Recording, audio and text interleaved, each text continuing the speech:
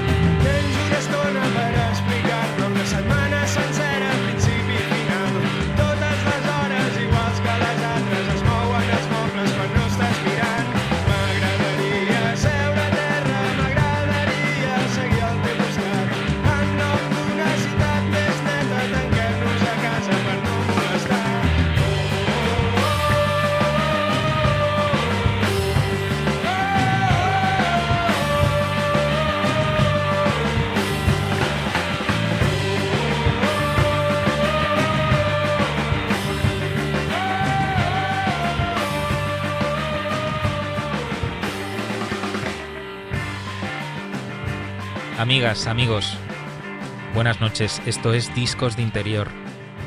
Yo soy Pepo Márquez, es jueves 7 de marzo de 2024 y empieza aquí un viaje de 4 episodios por la vida y la obra de una de las bandas que más me ha acompañado en toda mi vida. Se llaman Sonic Youth y estoy casi seguro de que cada una y cada uno de vosotros tiene una relación particular con ellos. Una banda que, a pesar de haber sacado sus discos más relevantes en una multinacional, en Geffen, son considerados uno de los iconos de la escena independiente y uno de los grupos que más ha hecho por unir el arte experimental con el rock and roll, con la música popular. ¿Por qué quiero hacer este viaje o por qué quiero hacer este repaso vital a Sonic Youth? En realidad diría que es es mitad por egoísmo, mitad por pasión, si es que no es lo mismo. Hace unos días empecé a leer encontré en unos papeles que estaba viendo si tiraba o no, encontré unas fotocopias de una entrevista a Thurston Moore de un fanzine norteamericano que ahora no recuerdo el nombre, no es Punk Planet, pero es una... hice la fotocopia, me acuerdo perfectamente, hice las fotocopias de un fanzine que encontré en mis años en mi época de Universal Music, y trataba de la colección de discos de Thurston Moore que tenía en el sótano de la casa que compartía con Kim Gordon, también miembro de Sonic Youth, hasta su desaparición en 2011, en una casa que compartían en Massachusetts. El sótano de esa casa parecía una tienda de discos y me acuerdo que me impresionó mucho cuando fotocopié esa entrevista. Debía ser el año 2002-2003 y justo lo he encontrado hace nada, y pensé que podría ser una buena manera de retomar Discos de Interior haciendo un repaso a los momentos que a mí más me gustan de esta banda neoyorquina que después de 30 años, fundados en 1981 y separados en 2011, sigue resonando en la cultura popular y en una escena que sigue recordando en algunos momentos a las mejores obras de los neoyorquinos. ¿Cómo voy a estructurar estos 4 episodios? Había pensado hacerlo a nivel temático, porque es verdad que la obra de Sonic Youth sí que admite, es tan extensa, son 16 discos y un sinfín de singles y EPs. Y es verdad que la obra de Sonic Youth permite adentrarse en ella un poco de una manera un poco creativa, ¿no? Y como bueno, casi como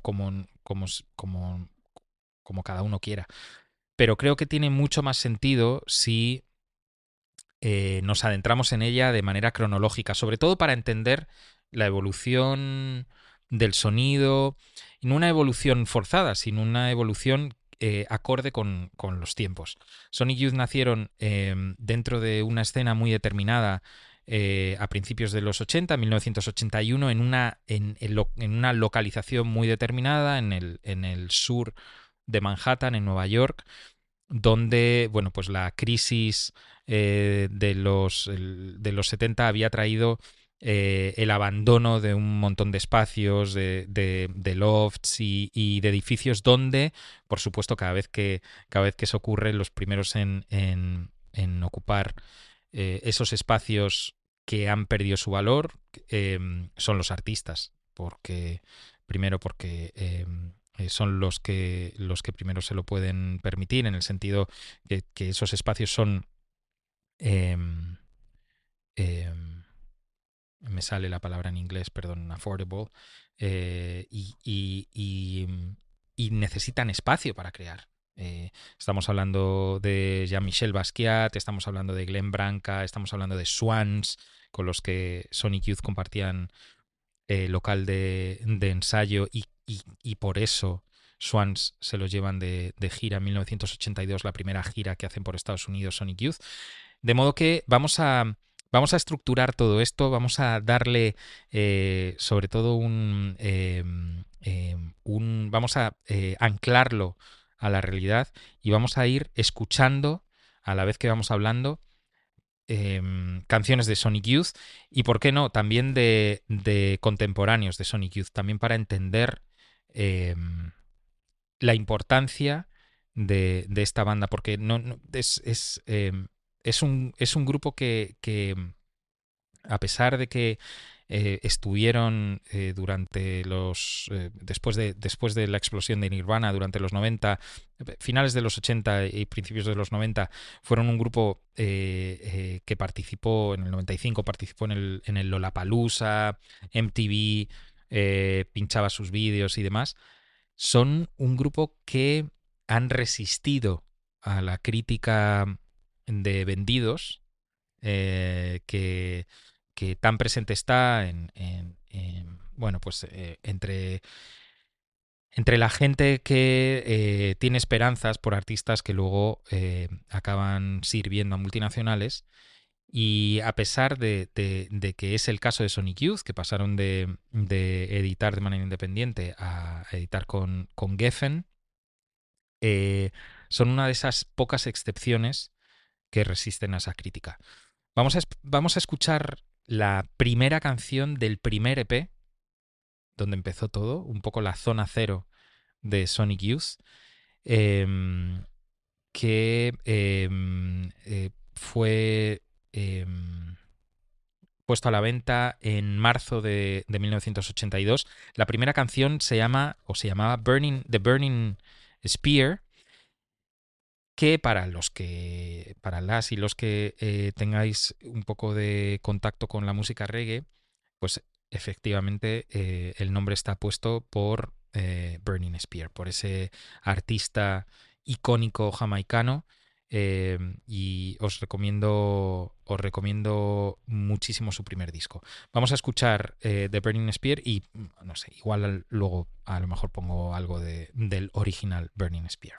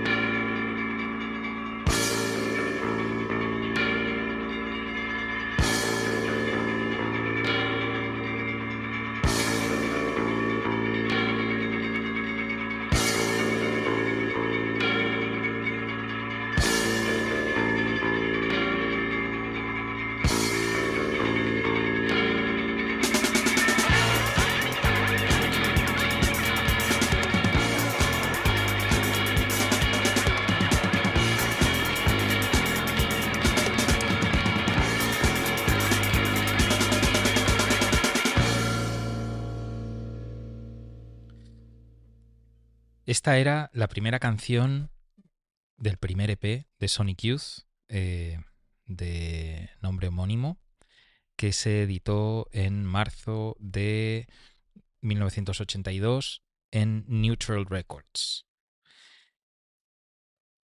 Dentro de la reedición que en el año creo que fue 2002 o 2006 que sacó Geffen de este EP y que, bueno, que vino acompañada de un EP en directo y de otra canción grabada en estudio que nunca apareció en ningún otro disco, viene un ensayo de una de las figuras más importantes de los años de formación, que son estos años de 1981 a 1985, de Sonic Youth.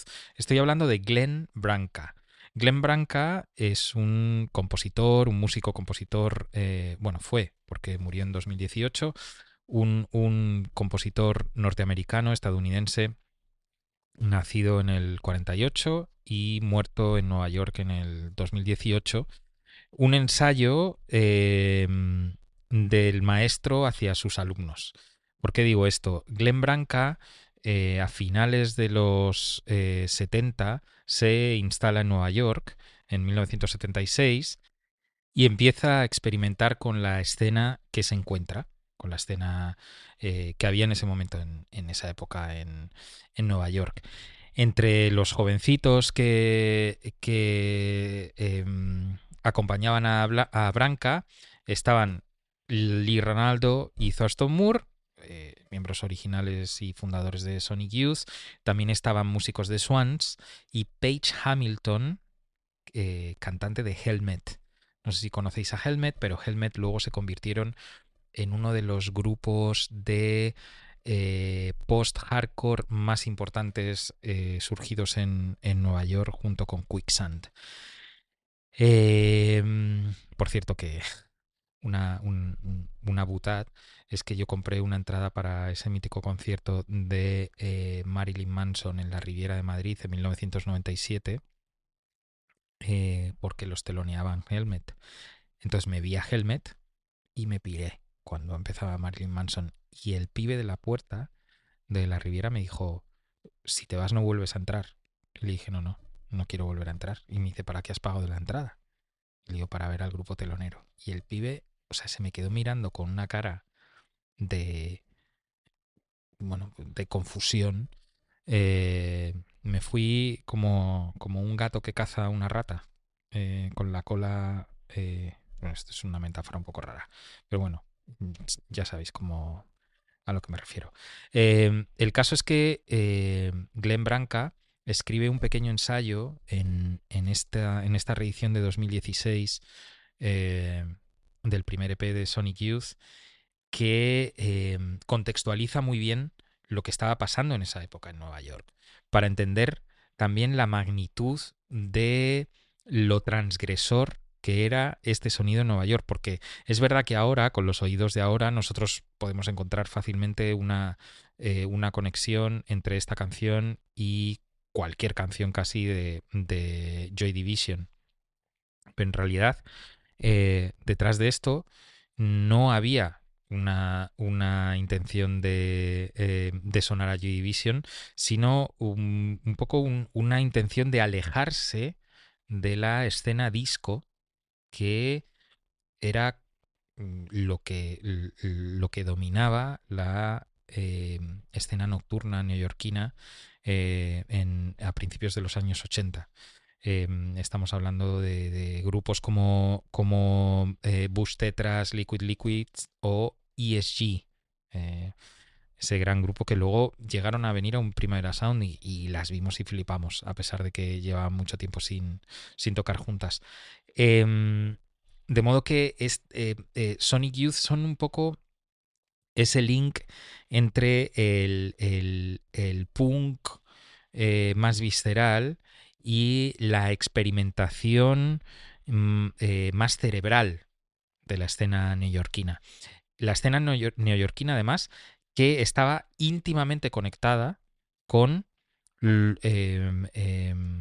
los últimos coletazos de The Factory de Andy Warhol, que se pueden ver en la obra de Jean-Michel Basquiat. Bueno, supongo que si estás escuchando esto, también sabes o intuyes mi, mi absoluta rendición a Jean-Michel Basquiat y al trabajo de este malogrado artista neoyorquino que mucha gente que en realidad no puedo entender, lo comparan con Keith Haring. En fin, yo tengo una especial manía a Keith Haring, ¿vale? De modo que cuando alguien relaciona a Basquiat con Haring, me, me enfada de verdad. Mm, y entiendo que que es una estupidez enfadarse por esto, pero lo siento porque lo defiendo eh, como si fuera, casi como si fuera un grupo. La obra de Basquiat para mí tiene mucho más que ver con la música que con otra cosa. El caso es que el caso es que Glenn Branca, bueno, pues logró atesorar una serie de pequeñuelos alrededor suyo, de alumnos, entre los cuales destacaban, por supuesto, Thurston Moore y Lee Ranaldo.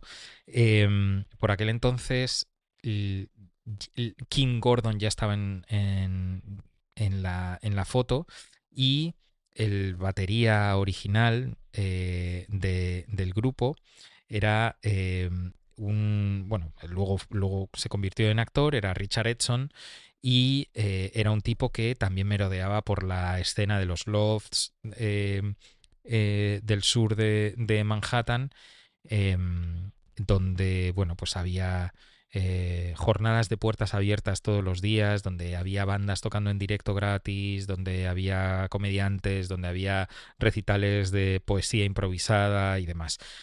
Los 80 en Nueva York, la parte que se ha, la parte que se ha glorificado, como siempre sucede con el relato mainstream, es la parte más banal. Es la parte de la que, entre comillas, surgió Madonna y demás, ¿no? La parte disco, de los clubs y demás. Pero a la vez estaba ocurriendo una verdadera revolución en las formas y en el fondo artístico, porque esta gente, liderados por Glenn Branca, en una escena que se llama No New York, eh, eh, lo que hacían era romper las estructuras del rock y utilizar los instrumentos como simples herramientas para crear ruido. De ahí que hay muchas fotos, eh, podéis ver en internet muchas fotos de Sonic Youth, tanto de Thurston Moore como de Lee Ranaldo como de Kim Gordon, maltratando el bajo, las guitarras, golpeándolas con baquetas de batería, rompiendo las cuerdas, creando ruido con los amplificadores y demás. Entonces esta libertad de formas, o dentro de este paraguas de libertad de formas, es donde se movían pues esos Swans, Glenn Branca, Sonic Youth y demás. Vamos a escuchar una segunda canción, esta vez una versión de Cosmopolitan Girl, grabada en directo en septiembre de 1981, antes de editar el primer EP de Sonic Youth. Ahí podemos ver cómo toda esta tensión y toda esta fuerza, que en realidad era una visión nueva del arte, eh, se podía palpar en estas grabaciones en directo.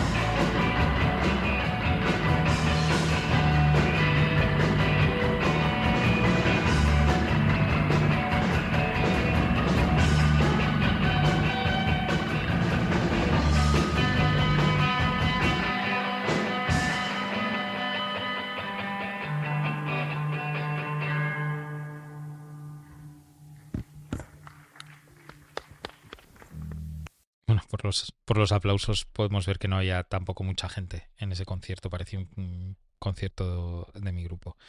Em, como ya has escuchado, em, se empieza a notar aquí la pasión de Sonic Youth por las disonancias.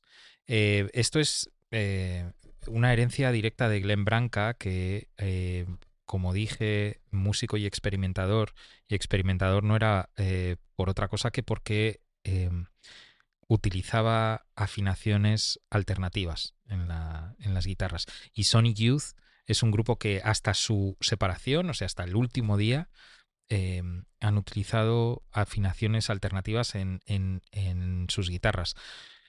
Quizá por eso, bueno, si eres fan de Sonic Youth y has estado en un concierto de Sonic Youth alguna vez, habrás visto que casi para cada canción cambian de instrumento.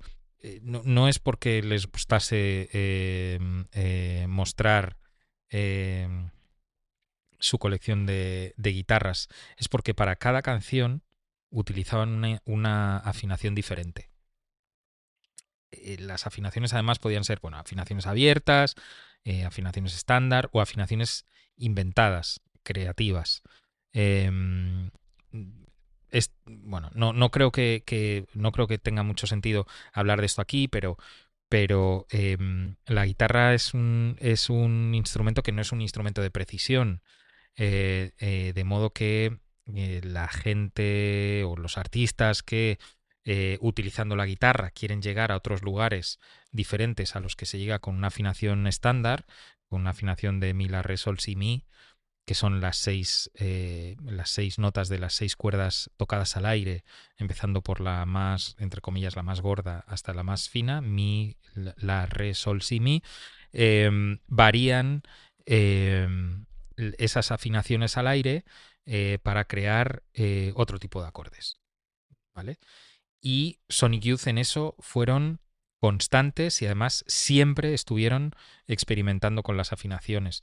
Eh, de hecho, por eso, para cualquier persona que se acerque a la obra de Sonic Youth e intente y toque la guitarra de un modo un poco amateur, e intente sacar canciones, por eso le resultará tan complicado sacar canciones que suenen exactamente igual que la original.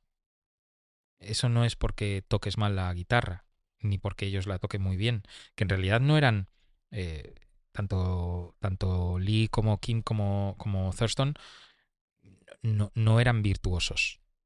Simplemente tenían un estilo propio y una relación única con su instrumento. Por eso también me gustan tanto Sonic Youth, porque en realidad, y ahí, aquí es uno de los motivos por los que me planteé incluso hacer un orden temático para hablar de ellos, eh, en realidad son un grupo casi inacabable e inabarcable, porque casi cada canción es una manera diferente de enfrentarse a su obra. Eh, a veces dan con estribillos recordables. Hay discos que parece que van en esa dirección, como Dirty, por ejemplo, o como Goo, por ejemplo, donde hay canciones que claramente conectan con un imaginario pop recordable.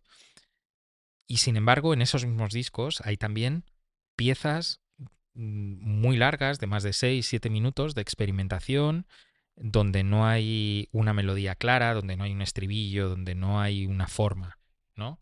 Es ese no formato lo que más me atrae de Sonic Youth, porque consiguieron acercar ese aspecto experimental a un público masivo. Yo he visto a Sonic Youth delante de miles y miles de personas. Los he visto los he visto en el Primavera Sound unas cuantas veces, los he visto en Madrid unas cuantas veces, los he visto en París en el año 2002 o no, 2003 o 2004 en un Rock en Seine, que en ese mismo escenario eran Sonic Youth, The Roots y The White Stripes, si no recuerdo mal. Les he visto en el año 2003, en abril de 2003, en la Filmoteca de Nueva York. Se murió Stanley Brackett, que es un cineasta experimental por el que los miembros de Sonic Youth sentían una especial conexión. Les vi hacer un concierto improvisado encima de cintas pintadas, o sea, cintas de cine pintadas a mano por Stanley Brackett. Fue una ida de olla. Ya lo comentaré cuando llegue a esa parte de su biografía. Creo que será el último capítulo, el de los 2000. El caso es que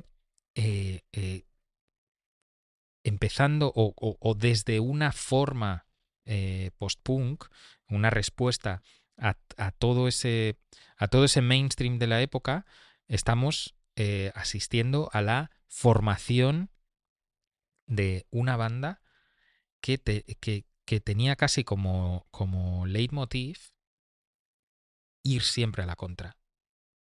Y esto es una opinión personal y por supuesto esto es una elección personal. Nada me gusta más que la gente que va a la contra. Nada. Nada me gusta más. Por supuesto hay gente que va a la contra por los motivos equivocados. Pero el germen de ir a la contra, la crítica, el cambio, el cuestionamiento, me parece que de ahí es de donde salen las cosas más interesantes. Vamos a dejar atrás. No, vamos a escuchar. Vamos a escuchar una grabación de principios de octubre de 1981 que se rescató para esta reedición de Geffen del primer EP de Sonic Youth.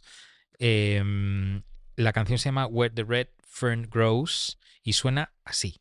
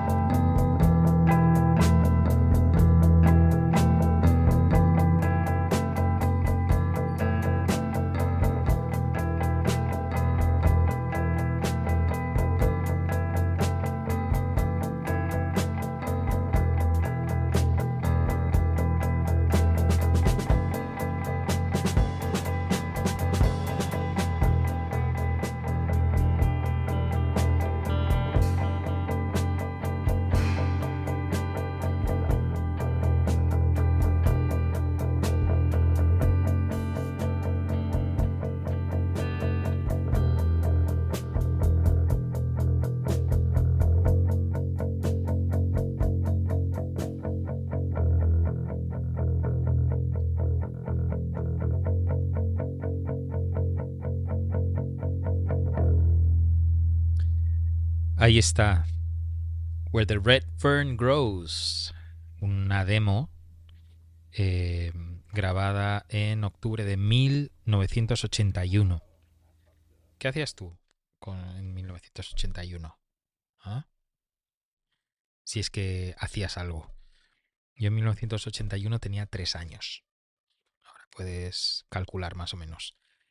Bien, pues ya tenemos a los Sonic Youth editando y en ese mismo año, en 1982, se van de gira por Estados Unidos con Swans, la banda de Michael Gira, también otro alumno aventajado de Glenn Branca, y a su vuelta graban el primer disco largo de la formación, Confusion is Sex. Vamos a escuchar lo que para mí es la mejor canción de este disco, por supuesto que es Confusion is Next. Sonic Youth.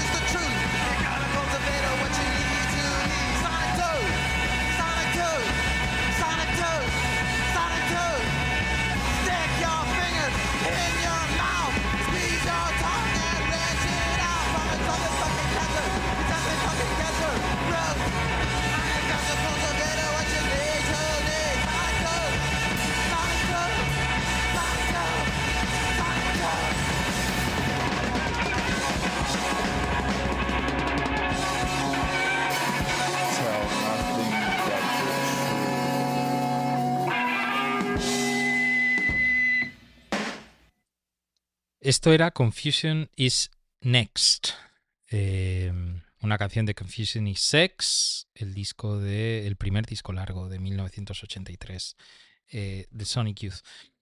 Un dato de estos que gusta a la gente. El batería de este disco es Jim Sclavonius, que es el batería actual de Nick Cave and the Bad Seeds. El caso es que... em, eh, ¿Qué he dicho? Sclavonius, es Sclavunos. Jim Sclavunos. Bueno, batería de Grinderman, batería... No, ¿de Grinderman? Hmm, no sé si es sí, batería de Grinderman también. Batería de Nick Cave and the Bad Seeds. Batería de Teenage Jesus and the Jerks. Batería de un montón de grupos importantes, entre ellos, por supuesto, Sonic Youth. El caso es que a la vuelta de la primera gira europea, Richard Edson, que grabó el primer EP con Sonic Youth, fue invitado a abandonar la banda y entró Jim Sclavunos. A mí, este pibe, Jim Sclavunos es neoyorquino, a pesar de que Nick Cave es australiano y el resto de los Bad Seeds tienen orígenes diversos. James Sclavunos es neoyorquino 100%. Y a mí me encanta esta batería. Me parece uno de los mejores baterías del rock de la actualidad, junto con Jim White y junto con probablemente el de Shellac, probablemente el de Wilco. Eh, ¿Qué más? Sí, quizá esos tres. El caso es que en este disco, del primer disco de Sonic Youth, de Confusion is Sex, decidieron llevar la experimentación y el ruido hasta el extremo, un poco como culminación de sus primeros años formativos, y a partir de aquí empezó una desescalada del ruido y de la... no de la experimentación, pero sí de la disonancia ruidosa, y fue ganando terreno, si no la melodía, desde luego la estructura.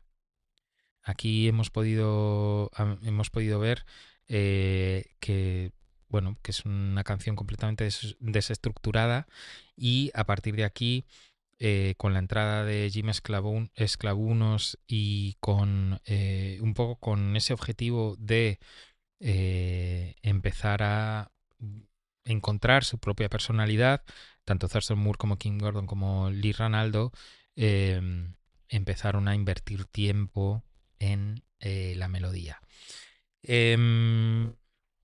Cosas que necesitas saber. En 1983, junto con este disco, salió un increíble EP que es uno de los es uno de los hitos de la banda, que se llamó Kill Your Idols, y junto con o contemporáneamente a la salida de este EP, un periodista, Robert Christgam, del semanal gratuito neoyorquino que ya cerró, The Village Voice, que, asterisco, nota biografía personal, la primera vez que fui a Nueva York, yo tenía 18 años, era 1996, y me pasé 3 meses allí, luego volví en 1998, me pasé otros 3 meses de verano allí, y luego ya en 2001 me pasé 19 meses en Nueva York.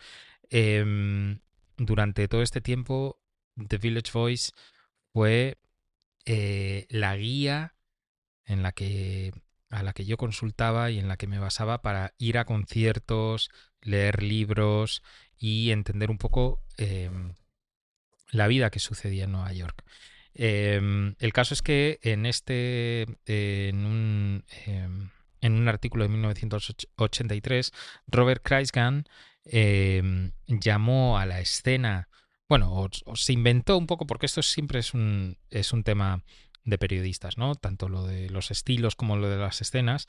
Se inventó el término de la escena pickfucker, eh, que no tiene traducción, donde alineaba o unía los puntos de entre Sonic Youth, Be Black, Butthole Surfers y Pussy Galore, y hacía mención negativamente a Kill Your Idols, el EP. En respuesta a este artículo negativo, Kim Gordon escribió a cartas al director de Village Voice diciendo que la canción de Kill Your Idols pasaba a llamarse Kill Your Robert Kreitman, el mismo tipo que había escrito esa crítica. De modo que diría que ¿por qué no escuchar Kill Your Idols del EP de 1983, homónimo, Kill Your Idols?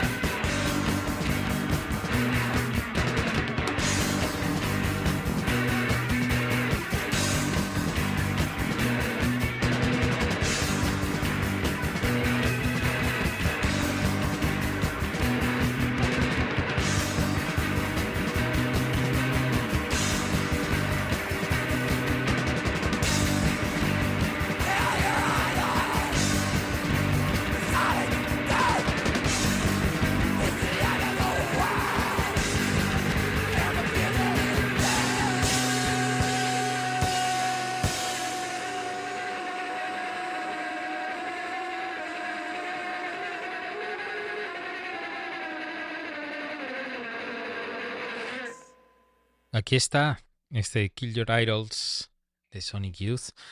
No tiene nada que ver el Kill Your Idols de Sonic Youth con esa camiseta que a principios de los 90 solía llevar Axl Rose de Guns N' Roses en sus conciertos masivos. Recuerdo ese concierto que está grabado en el 92 en Tokio, con esa camiseta con la cara de Jesucristo en amarillo y negro, ni la mierda de concierto que vi yo en el Estadio Vicente Calderón, donde también la sacó. Kill Your Idols dio paso a una nueva realidad de Sonic Youth. Habían girado por primera vez por Europa. Por lo visto, por lo leído en las críticas de NME, su concierto en Londres fue una mierda como un capote. Al parecer habían tenido problemas técnicos y Thurston Moore se dedicó a partir de la segunda canción a romper todo el equipo y Esto pudo poner en un aprieto a la banda, que pensaba que nunca más iban a ser capaces de girar por Europa. Fijaros qué ironía. Pero cuando volvieron a Nueva York, se dieron cuenta de que eran unas estrellas locales y habían vendido 5.000 copias de Kill Your Idols, un 12 pulgadas de 5 canciones que fue editado también en Alemania. Yo tengo la versión en vinilo de Alemania. Todavía se puede encontrar más o menos a buen precio. Se pueden, quitando los gastos de envío, se puede todavía encontrar a 15 euros. Este Kill Your Idols dio paso a Bad Moon Rising. ¿Qué cambió en este tiempo? Dos cosas. Jim Sclavonus abandonó la banda y volvió el batería original de Sonic Youth, y Kim Gordon y Thurston Moore en 1984 contrajeron matrimonio. No soy excesivo fan de meter este tipo de anécdotas, pero dado que Sonic Youth se separaron por un tema sentimental entre Kim y Thurston, creo que está bien localizar la fecha, 1984, de su matrimonio. Kim Gordon ya tenía como 31 años, y Thurston Moore 5 años menos. Kim era la mayor del grupo.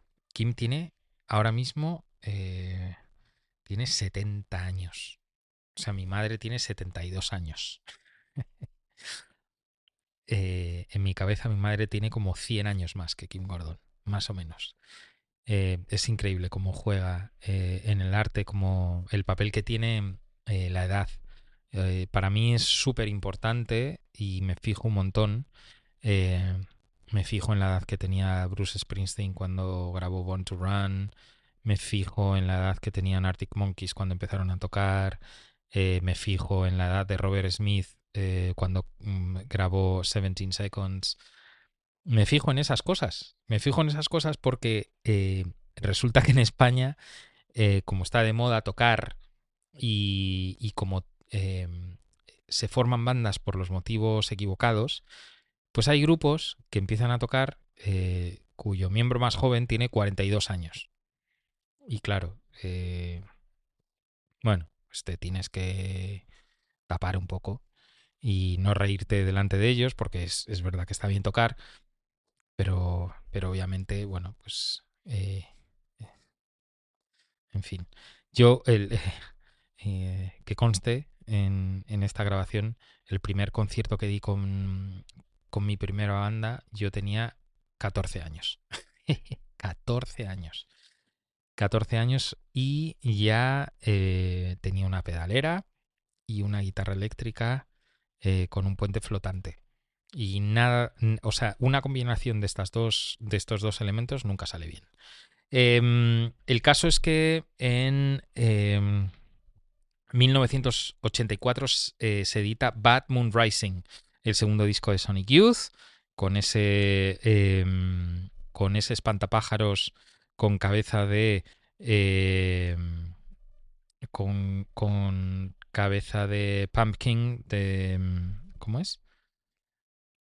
Perdón, llevo, perdón por esto, con cabeza de calabaza en llamas y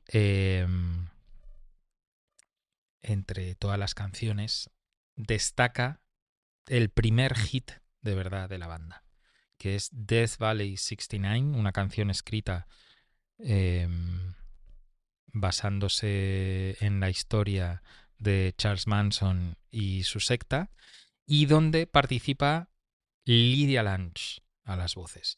Lydia Lunch es también una celebridad dentro de la escena underground neoyorquina. Nació en Rochester, Nueva York, en 1959 y fundó Teenage Jesus and the Jerks, que es todavía hoy una de las bandas icono de principios de los 80 de la escena neoyorquina.